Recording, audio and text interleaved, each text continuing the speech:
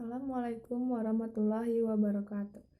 Saya Siti Adinda dari SMK N Negeri 1 Kota Tangerang Selatan, kelas 12 Tata Boga 2, ingin melaksanakan tugas dari Bapak Haji Usman, yaitu merangkum bab 7, indahnya mahligil rumah tangga, dan bab 8, meraih berkah dengan marawis. Terlebih dahulu bab 7, yaitu indahnya membangun mahligil rumah tangga. Pengertian pernikahan. Secara bahasa, arti nikah berarti mengumpulkan, membangunkan, atau menjodohkan. Dalam Kamus Besar Bahasa Indonesia, nikah diartikan sebagai perjanjian antara laki-laki dan perempuan untuk bersuami istri dengan resmi, atau pernikahan. Sedang menurut syariah, nikah berarti akad menghalalkan pergaulan antara laki-laki dan perempuan yang bukan mahramnya, yang menimbulkan hak dan kewajiban masing-masing. Tujuan pernikahan yaitu 1. Untuk membangun rumah, untuk memenuhi tuntunan naluri manusia dengan asasi Rasulullah. Yang kedua, mendapatkan ketenangan hidup. Yang ketiga, membentengi akhlak. Yang keempat, untuk meningkatkan ibadah Allah. Yang kelima, untuk mendapatkan keturunan yang soleh. Yang keenam, untuk menegakkan rumah tangga yang islami. Hukum pernikahan yaitu 1. Wajib, yaitu bagi orang yang telah mampu fisik, mental, ekonomi, maupun akhlak atau melakukan pernikahan, mempunyai keinginan untuk menikah, dan jika tidak menikah maka dikhawatirkan akan jatuh dalam perbuatan maksiat. Sunnah yaitu bagi orang yang telah mempunyai keinginan untuk menikah namun tidak dikhawatirkan dirinya akan jatuh kepada maksiat. Mubah, bagi yang mampu dan aman difitnah tetapi tidak membutuhkan untuk tidak memiliki syahwat sama seperti orang yang impoten atau lanjut usia. 4. Mahram, yaitu bagi orang yang yakin bahwa dirinya tidak akan mampu melaksanakan kewajiban-kewajiban pernikahan. 5. Makruh, yaitu bagi seorang yang mampu menikah tetapi dia mengkhawatirkan akan menyakiti wanita yang akan dinikahinya atau menzalimi hak-hak istri dan buruknya pergaulan. Muhram yang tidak boleh dinikahi adalah mubah atau wanita yang diharamkan untuk dinikahi selama-lamanya seperti keturunan, satu susunan, mertua perempuan, anak tiri jika ibunya sudah dicampuri, bekas menantu perempuan, dan bekas ibu tiri. Gair mubah adalah mahram sebab menghimpun dua perempuan, yaitu statusnya bersaudara. Misalnya saudara berpesusun kakak dan adiknya. Hal ini boleh dinikahi tapi setelah satu statusnya sudah bercerai. 5. Rukun dan syarat pernikahan. Para ahli fikih berbeda pendapat dalam menentukan rukun dan syariat pernikahan. Perbedaan tersebut adalah dalam menempatkan mana yang termasuk syarat dan mana yang termasuk rukun. A. Calon suami syarat-syarat sebagai berikut. Bukan mahram si wanita, calon suami bukan termasuk yang haram. 2. Orang yang dikehendaki, yakni adanya keridhaan dari masing-masing pihak. Dasarnya adalah hadis Abu Hurairah. Pernikahan yang tidak sah. Pernikahan mut'ah, yaitu pernikahan yang dibatasi untuk jangka waktu tertentu, baik sebentar ataupun lama. B. Pernikahan Shigra, yaitu pernikahan dengan syarat Shigra. Adapun nikah Shigra yaitu seorang bapak menikahi seorang dengan putrinya. Yang ketiga, pernikahan Muhalil, yaitu pernikahan seorang wanita yang telah ditalak 3 oleh suaminya yang karenanya diharamkan untuk rujuk kepadanya. Keempat, pernikahan orang yang ihram, yaitu pernikahan orang yang sedang melaksanakan ihram, haji atau umroh. Yang kelima, pernikahan dalam masa iddah, yaitu pernikahan di mana seorang laki-laki menikah dengan seorang perempuan yang sedang dalam masa iddah, baik karena perceraian atau karena meninggal dunia. 6. Pernikahan tanpa wali, yaitu pernikahan yang dilakukan seorang laki-laki dengan seorang perempuan tanpa seizin walinya. 7. Pernikahan dengan wanita kafir selain wanita-wanita ahli kitab berdasarkan firman Allah dan Subhanahu wa ta'ala, dan janganlah kamu menikahi wanita-wanita musyrik sebelum mereka beriman. Sungguhnya wanita budak yang mukmin lebih baik dari wanita musyrik, walaupun dia menarik hatimu. 8. Menikahi mahram, baik mahram untuk selamanya, mahram karena pernikahan atau karena persusuan.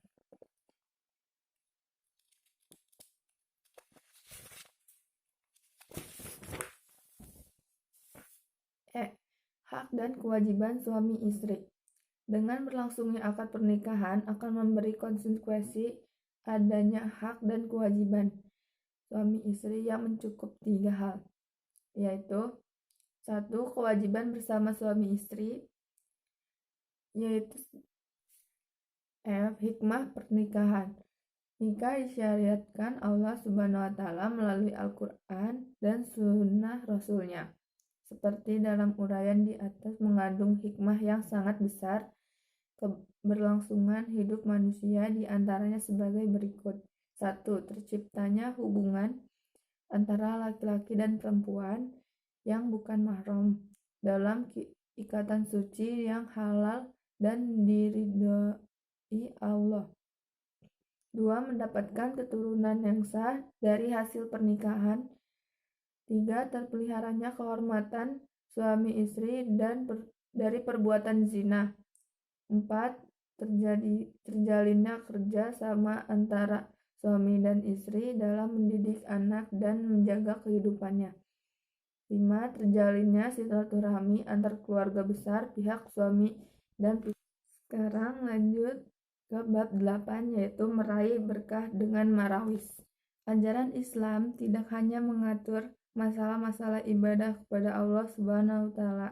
Islam juga mengatur hubungan manusia dengan sesamanya, membawa hukum waris termasuk masalah warisan. Nabi Muhammad SAW membawa hukum waris Islam untuk mengubah hukum waris jahiliyah yang sangat dipengaruhi oleh unsur-unsur kesukaan yang menurut Islam tidak adil. Mawaris merupakan serangkaian kejadian mengenai pengendalian pemilikan harta benda dari seorang yang meninggal dunia kepada seseorang yang masih hidup. Ilmu marawis adalah ilmu yang diberikan status hukum oleh Allah Subhanahu wa ta'ala sebagai ilmu yang sangat penting karena ia merupakan ketentuan Allah Subhanahu wa ta'ala. Warisan dalam bahasa Arab disebut al-miras, merupakan bentuk masdar infinitif dari kata marisa yarisu irisan marisan, yang berarti berpindahnya suatu dari seseorang kepada orang lain, dari sesuatu kaum kepada kaum lain. Adapun menurut istilah, warisan adalah berpindahnya hak kepemilikan dari orang yang meninggal kepada ahli warisnya yang masih hidup, baik yang ditinggalkan Ilmu waris bisa disebut dengan fadilah, faraidah, yaitu ilmu yang membicarakan segala sesuatu yang berhubungan dengan harta warisan yang mencakup masalah-masalah orang yang berhak menerima harta warisan. Dasar-dasar hukum waris. 1. Al-Quran. Dalam Islam, saling mewarisi di antara kaum muslimin hukumnya adalah wajib berdasarkan Al-Quran dan hadis Rasulullah. Banyak ayat Al-Quran yang mengisyaratkan tentang ketentuan pembagian harta warisan ini. 2. Sunnah. Hukum kewarisan Islam di Indonesia. Hukum kewarisan Islam di Indonesia merujuk kepada ketentuan dalam kompilasi hukum Islam HKI mulai pasal 717 diatur tentang pengertian pewaris harta warisan dan ahli waris. Ketentuan marawis dalam Islam. 1. Ahli waris. Jumlah ahli waris yang berhak menerima harta warisan dari seorang yang meninggal dunia ada 25 orang, yaitu 15 orang dari ahli waris pihak laki-laki yang biasa disebut ahli waris ashabah, yang bagiannya berupa sisa setelah diambil oleh zawil farud, dan 10 orang dari ahli waris pihak perempuan yang biasa disebut ahli waris zawil farud, yang bagiannya telah ditentukan. Syarat-syarat mendapatkan warisan. Seorang muslim berhak mendapatkan warisan apabila memenuhi syarat-syarat sebagai berikut. 1. Adanya salah satu penghalang dari penghalang-penghalang untuk mendapatkan warisan. 2. Kematian orang yang diwarisi, walaupun kematian tersebut berdasarkan vonis pengadilan. Misalnya, hukum memutuskan bahwa orang yang hilang itu dianggap telah meninggal dunia. Ahli waris hidup pada saat orang yang memberi warisan meninggal dunia. Jadi, jika seorang wanita mengandung bayi, kemudian seorang anaknya meninggal dunia, maka bayi tersebut berhak menerima warisan dari saudara yang meninggal itu. Karena kehidupan janin telah terwujud pada saat kematian saudaranya terjadi. Sebab-sebab menerima harta warisan. 1. Nasab atau keturunan, yaitu kerabat, yaitu ahli waris yang terdiri dari bapak dari orang yang diwarisi atau anak-anaknya beserta jalur kesampingannya, saudara-saudara beserta anak-anak mereka, serta paman-paman dari jalur bapak beserta anak-anak mereka. 2. Pernikahan, yaitu akad yang sah untuk menghalalkan berhubungan suami istri walaupun suaminya belum menggaulinya serta belum berdua dengannya. Wala, yaitu seorang yang memerdekakan budak laki-laki atau budak wanita. Sebab-sebab tidak mendapatkan harta warisan. 1. Kekafiran. Kerabat yang muslim tidak dapat mewarisi kerabatnya dengan kafir, dan orang-orang yang kafir tidak dapat mewarisi kerabatnya yang muslim.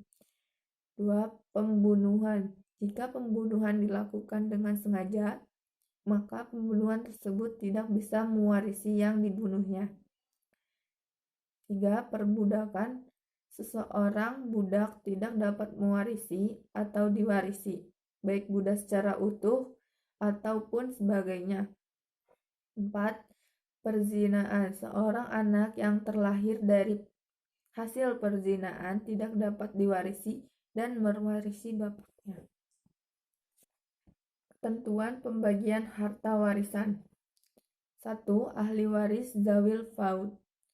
Ahli waris yang memperoleh kadar pembagian harta warisan telah diatur oleh Allah Subhanahu wa Ta'ala. 1. Mendapat 1/2 suami jika istri meninggal tidak ada anak laki-laki, cucu perempuan, ataupun laki dari anak laki-laki. 2. Anak perempuan jika tidak ada saudara laki-laki atau saudara perempuan. Yang kedua, mendapat 1/4 jika istri yang meninggal tidak memiliki anak laki-laki atau cucu laki-laki atau perempuan dari anak laki-laki. 3. Mendapat 1/8. Yang berhak mendapatkan bagian 1/8 adalah istri. Jika suami memiliki anak atau cucu laki-laki atau perempuan dari anak laki-laki, jika suami memiliki istri lebih dari 1, maka 1/8 bagi rata di antaranya suami istri. Dapatkan 2/3 bagian, yaitu 2 anak perempuan atau lebih jika tidak ada laki-laki, 2 cucu perempuan atau lebih dari anak laki-laki jika tidak ada anak laki-laki atau perempuan sekandung.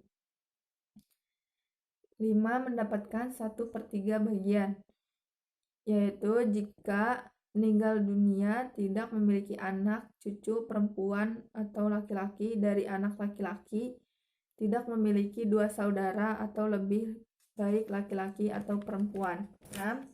Mendapat 1/6 bagian, yaitu ibu jika meninggal dunia memiliki anak laki-laki atau cucu laki-laki, saudara laki-laki atau perempuan lebih dari 2 yang sekandung atau bapak atau seibu. B. Ahli waris asabah. Ahli waris asabah adalah perolehan bagian dari harta warisan yang tidak ditetapkan bagiannya dalam farud yang 6, tetapi mengambil sisa warisan setelah ashabul farud mengambil bagiannya. Ahli waris asabah bisa mendapatkan seluruh harta warisan jika ia sendirian, atau tidak mendapatkan apa-apa jika harta warisan tidak tersisa berdasarkan sabda Rasulullah. Ahli waris asabah menjadi 2, yaitu 1. Asabah binasah atau hubungan nasab. 2. Asabah bil ghair. 3. Asabah ma'al ghair. 2. Asabah bisabab, yaitu yang termasuk asabah bisabab karena sebab adalah orang-orang yang membebaskan budak baik laki-laki atau perempuan. Mempraktikkan pelaksanaan pembagian waris dalam Islam. Serta ahli warisnya terdiri atas 5 ibu dan 2 anak laki-laki. Pembagian bagian istri 1/8, ibu 1/6, anak 2 laki-laki, asabah, asal misalnya dari 1/8 dan 1/6, KKPK kelipatan persekutuan terkecil dalam bilangan penyebut 8 dan 6 adalah 24. Manfaat hukum waris Islam. Hukum waris Islam ini memberi jalan keluar yang adil untuk semua ahli waris. Berikut ini beberapa manfaat yang dapat dirasakan, yaitu sebagai berikut. 1. Terciptanya ketentraman hidup dan suasana kekeluargaan. Syariah adalah sumber hukum tertinggi yang harus ditaati. 2. Menciptakan keadilan dan mencegah konflik pertikaian. 3. Peduli kepada orang lain sebagai cerminan pelaksanaan ketentuan waris dalam Islam. Sekian dari saya. Wassalamualaikum warahmatullahi wabarakatuh.